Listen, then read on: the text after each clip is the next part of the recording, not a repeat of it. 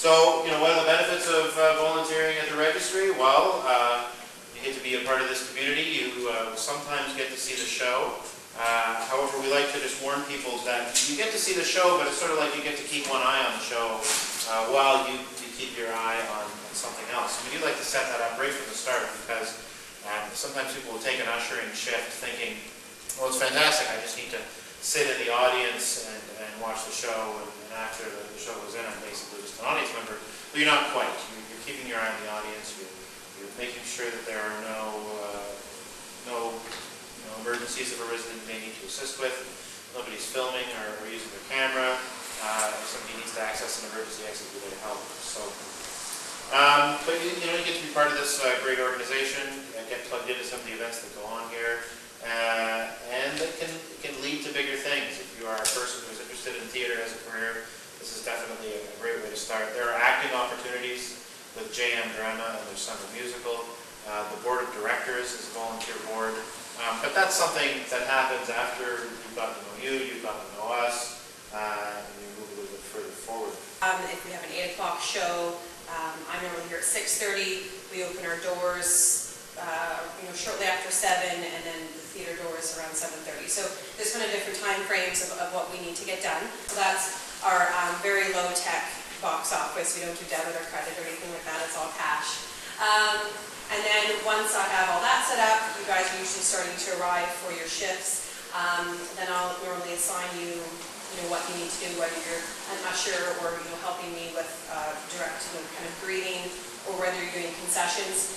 We don't do concessions before the show starts, but we do have a little bit of prep to get ready for the concessions, which happen at intermission. So we do like an inventory count of all the pop and chips and chocolate bars that we have, making sure that we have enough. There's a stock downstairs, and there's just some paperwork to do with that kind of thing. So if concessions is your assignment, you need to go through and do that. Sometimes if I have time, I do that, but sometimes I'm running a little late or getting tickets printed, so that's always a good help as well.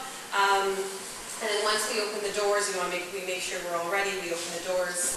In the meantime, we're usually folding programs and things like that. Lawrence is often here. He's got lots of different, we'll put a bunch of different inserts in the program. So that's usually something that we help with as well once you arrive, is getting all the programs folded and ready for the door here.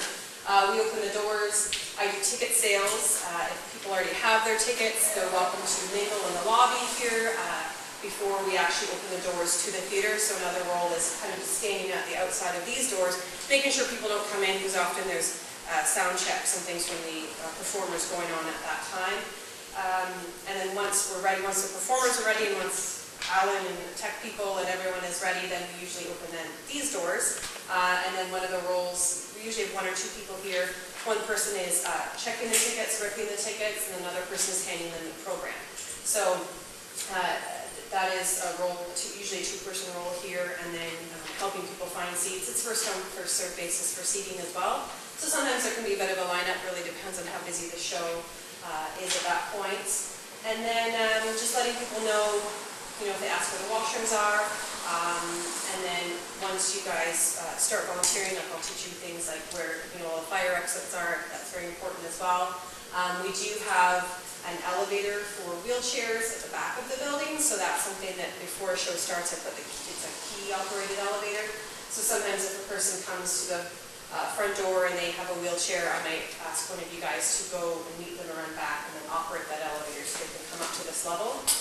And then once the show starts, we will have someone sitting here, just in the chair here inside the door.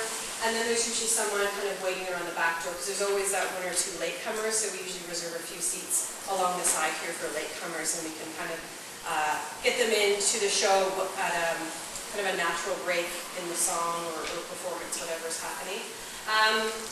And then once intermission is ready, then you guys, those of you that will be here sitting, you'll open the doors, and then if you're on concessions, you're obviously ready at the concession stand.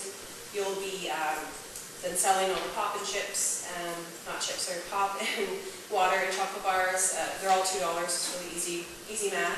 And then I usually am here at the front, or whoever is working box office. We'll also be here at the front. We open these doors so people can go out and get some fresh air, have a cigarette, or what have you, and the washrooms are downstairs, so sometimes you just have to direct people to that.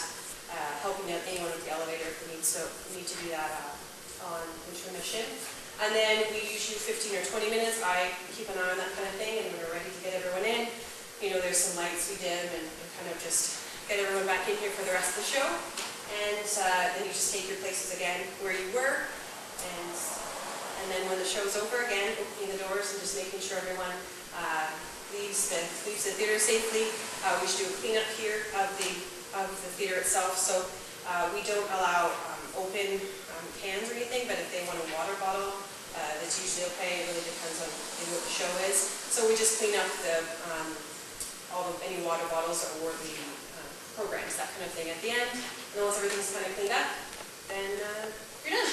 And if you were one of the volunteers who knew something about the lighting and sound desk, that would really help us out an awful lot. It's not a complicated thing. Sam's alluded to the WestJet. We try to make things really simple. That plane gets up into the air, and it stays there until you want to bring it down. Wants to bring it down. This is not going to crash. We try to make the lighting system and the sound system as foolproof as possible. Yet there are people, because they come in an hour before the curtain comes up, who try to make it as complicated as possible by not having said what they have to do ahead of time. They do things like they block that fire exit because he didn't know that it was a fire exit, but he should have because he's been here before. But they get flustered, and a person who's calm and thinks about it, and he says, "Now, what do you want me to do? I can make that happen. Just give me a few moments, and I can make it happen."